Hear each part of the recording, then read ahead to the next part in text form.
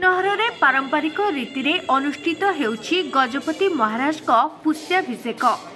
एही अवसर में गजपति महाराजा सिंहासन आहरण करने सह अभिषिक्त मध्य होइथिले। एथिपाई श्रीनगर में आयोजित एक स्वतंत्र उत्सव में गजपति महाराज को अभिमंत्रित कराजिबा सह मंगल कामना कराଯାउछि। 16 शासनर ब्राह्मण पुरोहित माने एकत्रित होई गजपति को आशीर्वाद प्रदान करिसंती। गत सोमवार दिन श्रीमंदिर रे पौष पूर्णिमा देवाभिषेक नीति संपूर्ण हेबा परे परंपरा अनुसार श्रीनगर रे मध्य गजपतिंकर राजाभिषेक अनुष्ठित होईछि।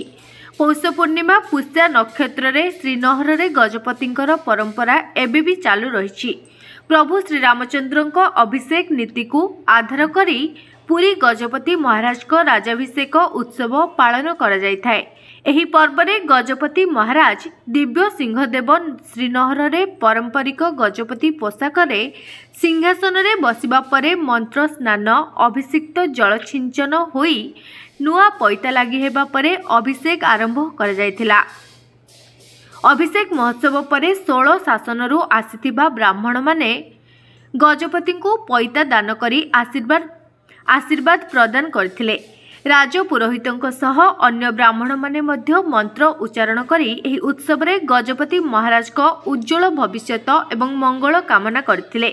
परे परंपरा अनुसार गजपति को ब्राह्मण माने वस्त्र फल आदि प्रदान करथिले।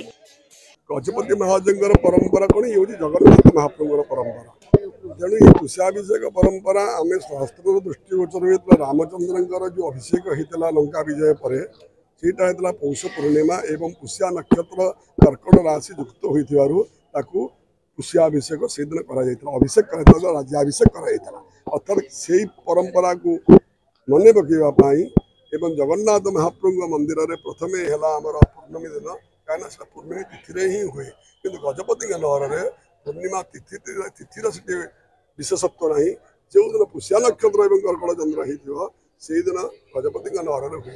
ये पवित्र पुष्या नक्षत्र युक्त कर्कट राशि संयोग हो आज गजपति महाराज दिव्य सिंहदेवंकर आज पुष्याभिषेक कार्यक्रम श्रीनगर में अनुष्ठित होती आपण मैंने पूर्व दिन देखिथिबे। जगन्नाथ चतुर्थामूर्तिंकर पुष्याभिषेक कार्यक्रम परिपूर्णता कर सारा पर श्रीनगर को आज्ञामाला आसला पर यह कार्यक्रम अनुष्ठित होता है। आज आम श्रीनगर में गजपति महाराजंकर पैता लगी पंचकर्म पंचदेवता अर्चन देवार्चन बोली कहुए इष्टदेवी पूजन रामाभिषेक पूजन तापर आम देखुवे भव्य सिंहासन अच्छा से सिंहासन रे गजपति महाराजंकर आगमन हो सारापर सिंहासन आरोहण हो सारापर विभिन्न प्रकार 16 शासन समस्त आचार्य मान निमंत्रण करा जाए।